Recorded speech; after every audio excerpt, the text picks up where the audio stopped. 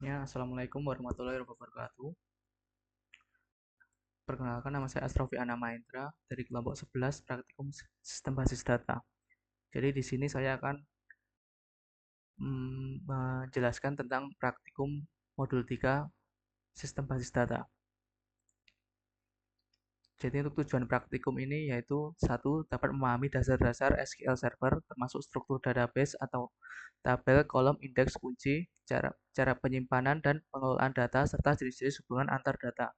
Kedua yaitu menguasai penggunaan perintah SQL untuk operasi create atau yang bisa disebut create, read, update, dan delete, dan kemampuan menulis query efisien termasuk penggabungan tabel, query rumit, dan penggunaan fungsi SQL.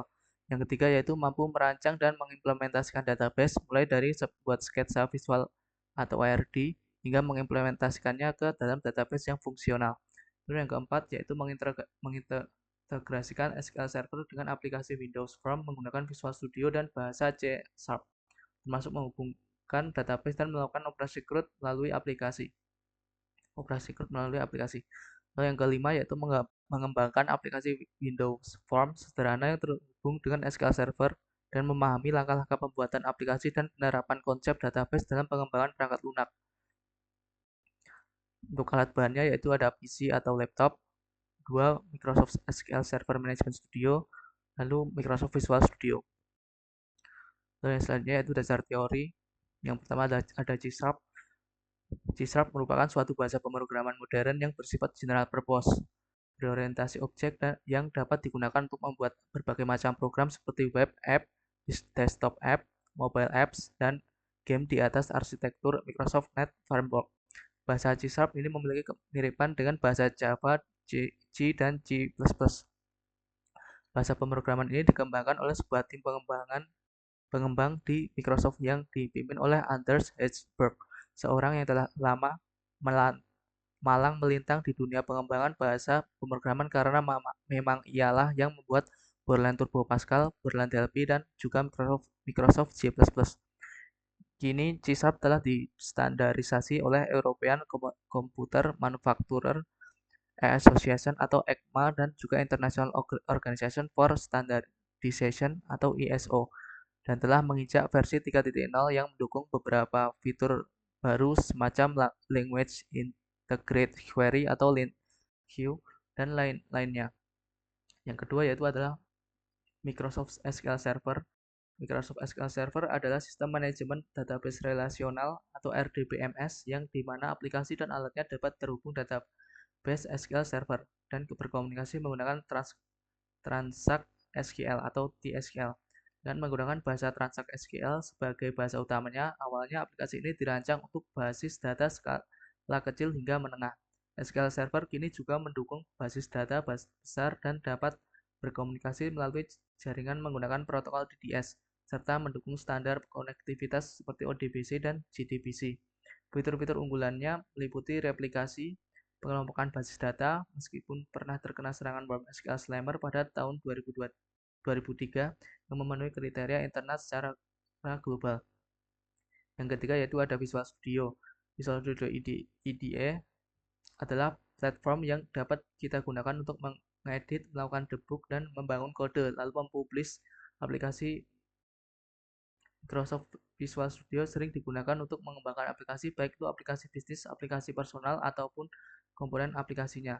Dalam bentuk aplikasi konsol, aplikasi Windows, ataupun aplikasi web, Visual Studio mencakup compiler setrika, integrate, development environment, IDE, dan dokumentasi umumnya berupa MSDN library.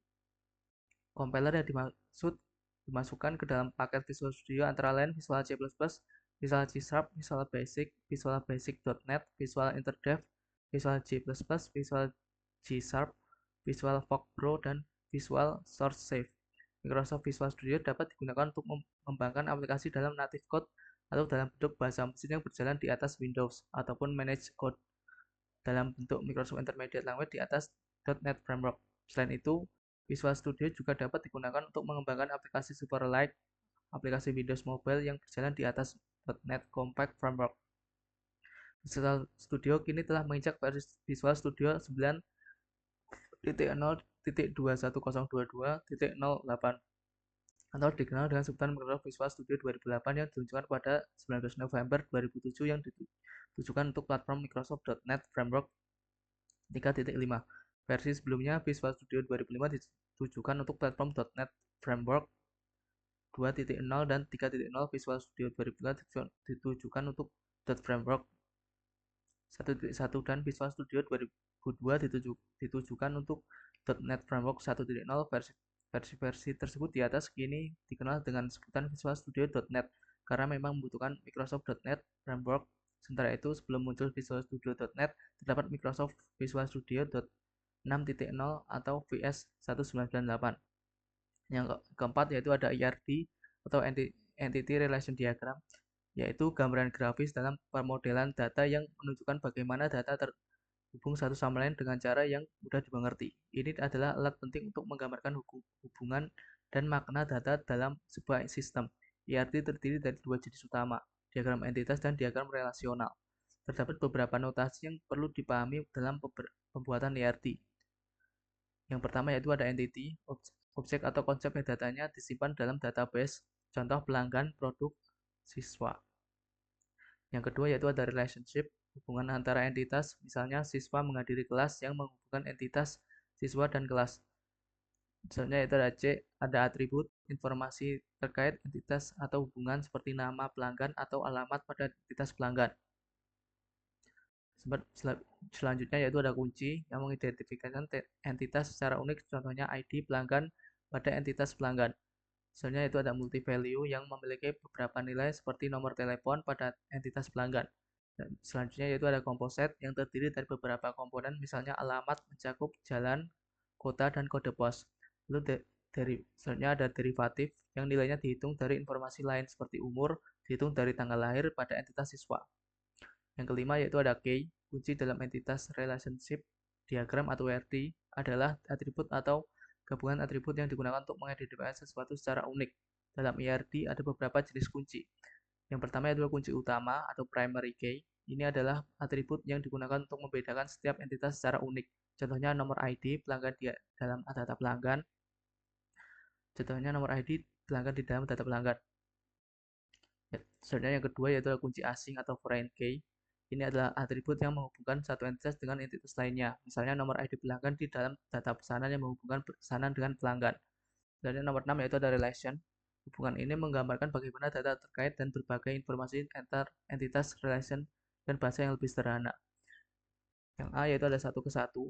Ini berarti satu entitas berhubungan langsung dengan satu entitas lainnya. Contoh, setiap orang memiliki satu identifikasi unik, misalnya KTP, jadi satu orang hanya bisa memiliki satu KTP dan satu KTP hanya dimiliki satu orang. Ya, B yaitu satu ke banyak atau one to many. Di sini satu entitas berhubung dengan banyak entitas lainnya. Contoh, seorang guru bisa mengajar banyak siswa, jadi satu guru bisa memiliki banyak siswa, tapi siswa hanya bisa diajar oleh satu guru dalam konteks tertentu. Dan yang C yaitu many to one atau banyak ke satu. Ini kebalikan dari satu ke banyak atau one to many, banyak entitas berhubungan dengan satu entitas. Contohnya, banyak siswa bisa bersekolah di satu sekolah. Banyak siswa berarti di satu sekolah yang sama. Selanjutnya yang D yaitu many to many atau banyak ke banyak. Di sini banyak entitas di satu sisi berhubungan dengan banyak entitas di sisi lainnya. Contoh, banyak siswa bisa memilih banyak kelas dan di sisi lain setiap kelas memiliki banyak siswa yang mendaftar. Selanjutnya nomor 7 yaitu join, digunakan untuk menggabungkan beberapa tabel pada database yang berhubungan untuk ditampilkan kepada user. Dalam SQL, terdapat beberapa cara untuk melakukan join table, diantaranya inner join, digunakan untuk menggambarkan beberapa tabel yang memiliki nilai yang sama. Outer join, data pada salah satu tabel akan ditampilkan semua, sedangkan data pada tabel yang lain hanya akan ditampilkan jika data tersebut pada tabel pertama. Pada outer join dibagi menjadi dua, yaitu left join. Pada left join, semua data pada tabel kiri akan ditampilkan, sedangkan data pada tabel sebelah kanan hanya akan ditampilkan jika data terkait pada tabel tersebut muncul di tabel sebelah kiri.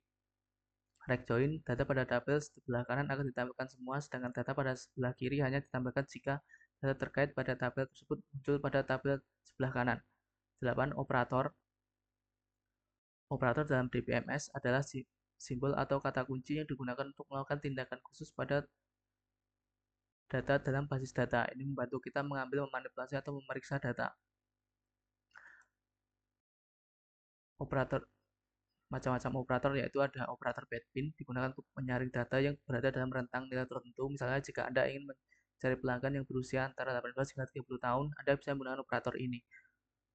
Operator selanjutnya yaitu ada operator in, digunakan untuk memeriksa apakah nilai dalam kolom cocok dengan salah satu nilai yang ada dalam daftar yang ada. Tentukan contohnya jika Anda ingin mencari produk. Tentukan contohnya jika Anda ingin mencari produk di kategori elektronik, pakaian atau mainan, Anda bisa menggunakan operator ini untuk mempermudah pencarian. Selanjutnya yaitu ada operator like, digunakan untuk mencari data yang sesuai dengan pola tertentu dalam teks. Anda bisa menggunakan tanda wildcard atau karakter pengganti untuk mencocokkan pola yang diinginkan.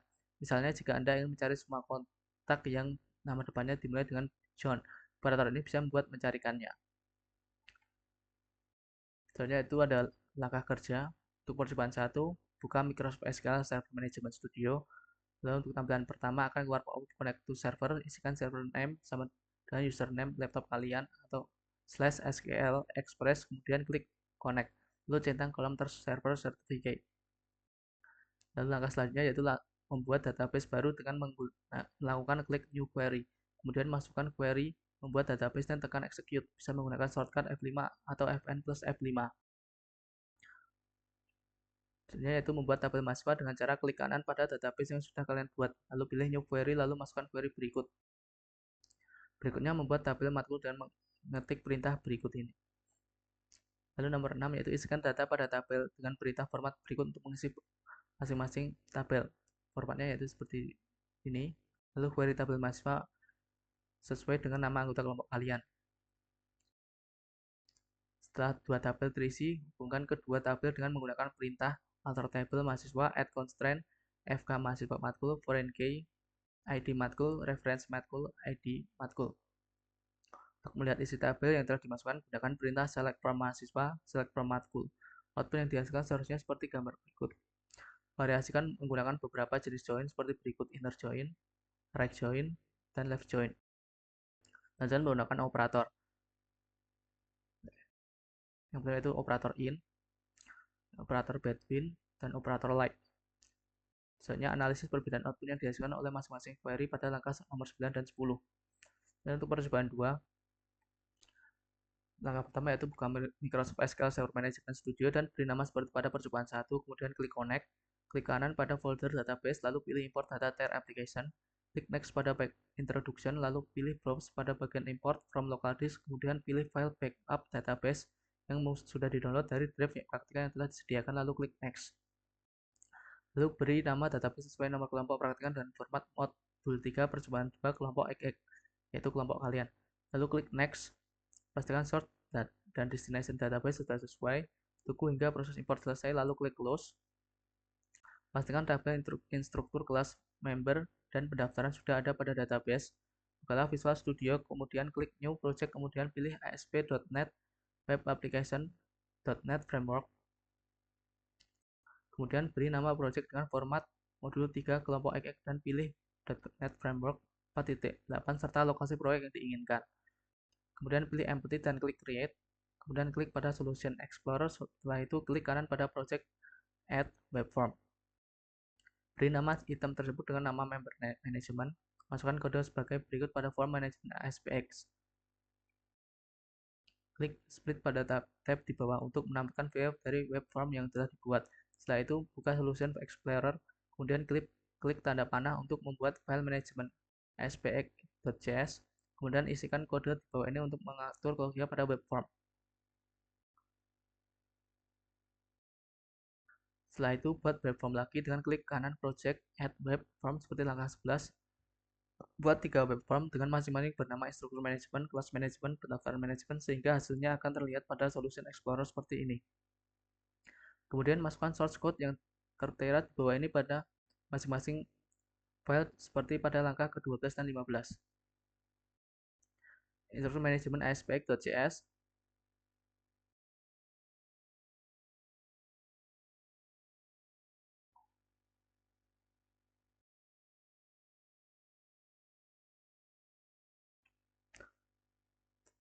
lalu langkah selanjutnya yaitu setelah itu buka view pada navbar di atas, pilih Server Explorer atau gunakan shortcut Ctrl Alt plus S.